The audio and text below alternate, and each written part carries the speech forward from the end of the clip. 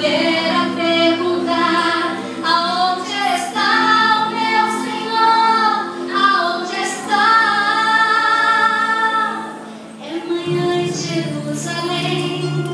Pilatos se arrependia de ter condenado o homem que nenhum erro cometeu. É manhã em Jerusalém. E Simão não entendia o que aconteceu ao mestre, com quem tanto aprendeu. É manhã em Jerusalém.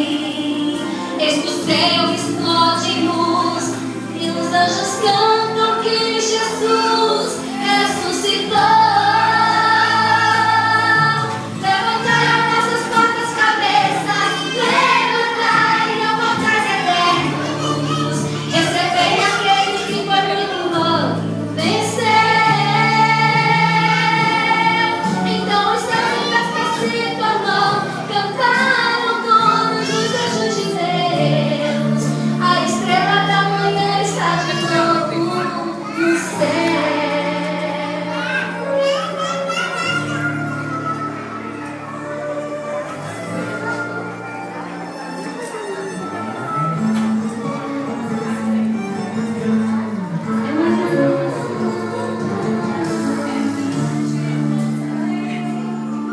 E se cumpre a profecia, o império da morte foi vencido por um rei.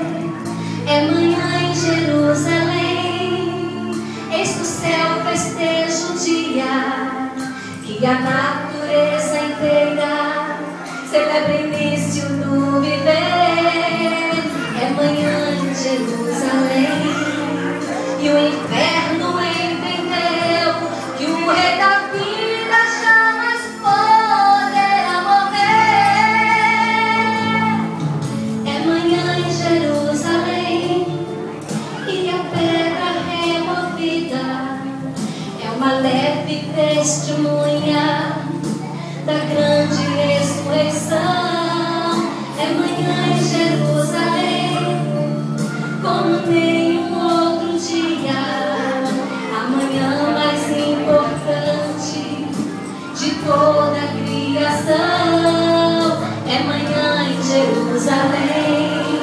E o anjo a profetizar, da mesma forma que subiu, ele voltará.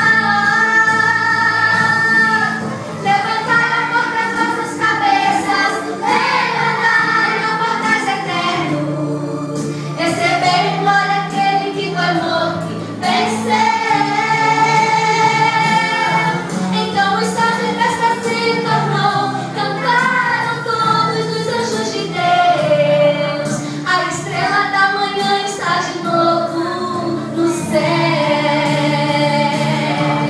Levantai, ó portas, vossas cabeças, levantai, ó portas eternos, recebei aquele que venceu.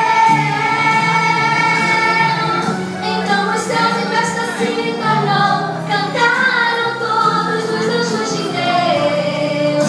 A estrela da manhã está de novo no céu.